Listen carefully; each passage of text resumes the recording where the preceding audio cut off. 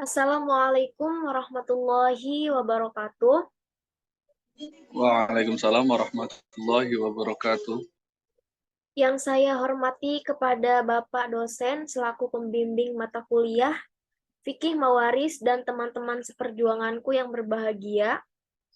Pertama-tama dan yang paling utama, marilah kita panjatkan puja dan puji syukur kehadirat Allah Subhanahu wa Ta'ala yang mana telah memberikan kita beribu-ribu nikmat kesehatan dan keselamatan hingga kita bisa berkumpul kembali di dalam perkuliahan online kali ini. Adapun topik yang akan kami bahas yaitu tentang pemenuhan aspek kepastian, kemanfaatan, dan keadilan hukum dalam sengketa waris. Sebelumnya izin memperkenalkan diri, nama saya Nikotul Wafa. Saya sebagai moderator pada presentasi kali ini dan saya akan membimbing jalannya presentasi ini.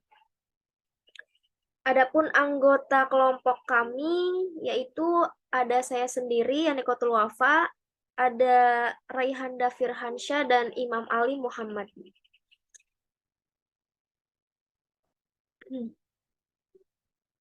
Sedangkan rangkaian acara yang akan kita lewati yaitu yang pertama sesi pembukaan, yang kedua penyampaian dan atau penyajian materi, yang terakhir itu penutup.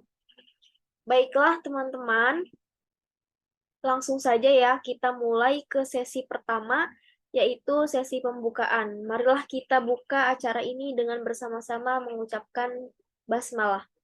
Bismillahirrahmanirrahim. Bismillahirrahmanirrahim. Baiklah, sesi selanjutnya yaitu penyampaian atau penyajian materi. Saya persilahkan kepada Imam Ali Muhammad yang membacakan materi yang pertama. Baik, terima kasih kepada moderator yang telah mempersilahkan saya untuk membaca materi pertama. Manusia itu pada dasarnya merupakan makhluk yang bermasyarakat karena adanya keinginan untuk terus bergaul dan berkumpul dengan orang lain. Kebutuhan untuk bermasyarakat atau berkumpul dengan sesama merupakan kebutuhan dasar atau naluri dari manusia itu sendiri. Hukum perdata adalah peraturan-peraturan hukum yang mengatur hubungan hukum antara orang yang satu dengan yang lain, yang mengakibatkan kepentingan perorangan dan pelaksanaannya diserahkan sepenuhnya kepada orang yang bersangkutan. Dan di dalam pokok bahasan, dalam hukum perdata, salah satunya yaitu tentang pewarisan. Hukum waris merupakan bagian dari hukum perdata yang memegang peranan sangat penting karena mencerminkan suatu sistem dan bentuk hukum yang berlaku dalam masyarakat. Hukum waris berkaitan dengan ruang lingkup kehidupan manusia karena setiap manusia akan mengalami suatu peristiwa yang disebut kematian. Sengketa 03 PDT G 2001 PN MLG dan putusan Mahkamah Agung nomor 23332 K PDT 2003 berkaitan dengan perbuatan yang telah merubah, merekayasa dan memalsukan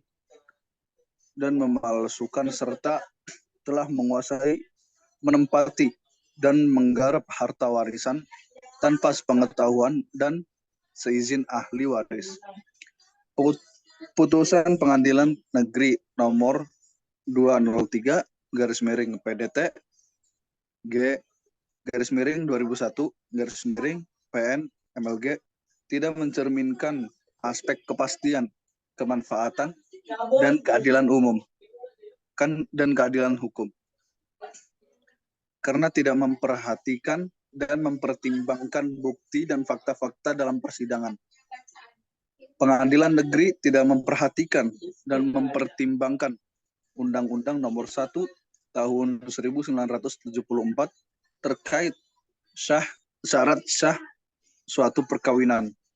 Ketentuan pasal 118 nomor 1 tahun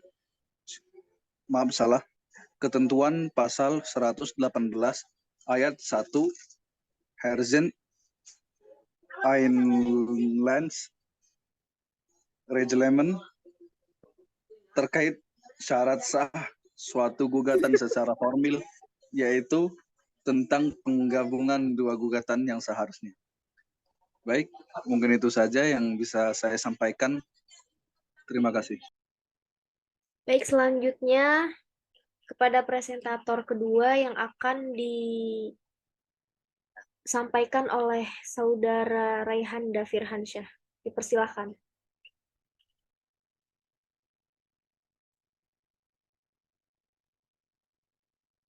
Baiklah, terima kasih kepada moderator yang telah memberi waktu kepada saya untuk mempresentasikan materi ini. Mohon maaf, moderator ini ya?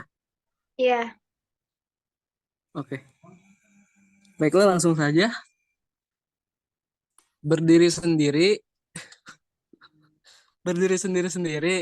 serta bukti dari para tergugat yang menunjukkan bahwa objek sengketa tidak berasal dari warisan, melainkan dari hasil jual beli. Putusan Mahkamah Agung nomor 332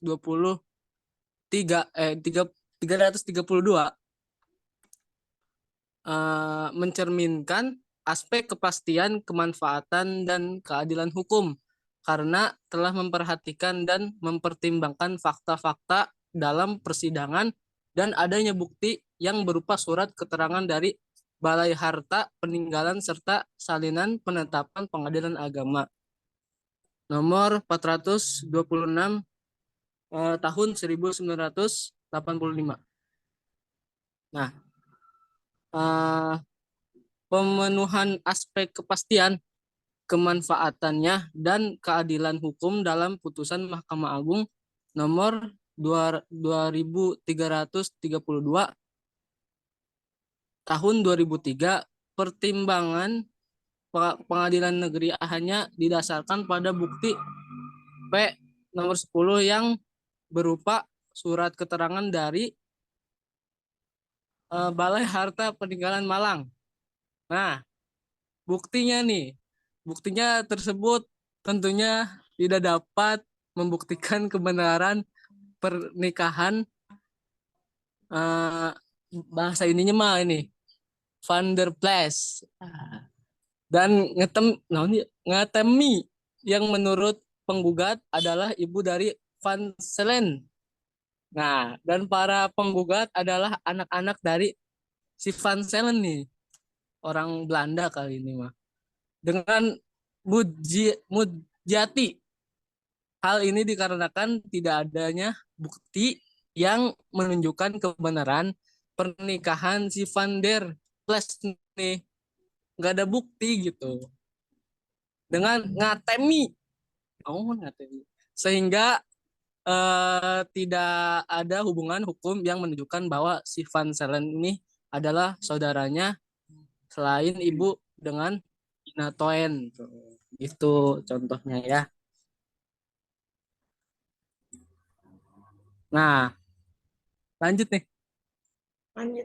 Bukti P2 tersebut diterbitkan pada tahun 1985 ketika si Van Selen berusia 65 tahun dan Mujati berusia 45 tahun. Oleh karena itu, apabila para pemohon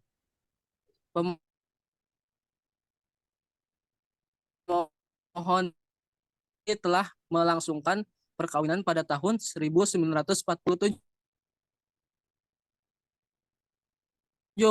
maka Van Selen 120 dan menikah pada usia 27 tahun. Sedangkan Mujati lahir pada tahun 1940 dan menikah pada usia 7 tahun. Hal tersebut harus dipandang sebagai perkawinan di bawah umur yang menurut Mahkamah Agung, baik itu berdasarkan undang-undang atau hukum adat di Indonesia, perkawinan tersebut tidak dimungkinkan. Alat bukti P2 yang berupa salinan penetapan nomor 4026 tahun 1985 tidak dapat dipertimbangkan sebagai alat bukti sehingga harus dikesampingkan berdasarkan pertimbangan hukum tersebut.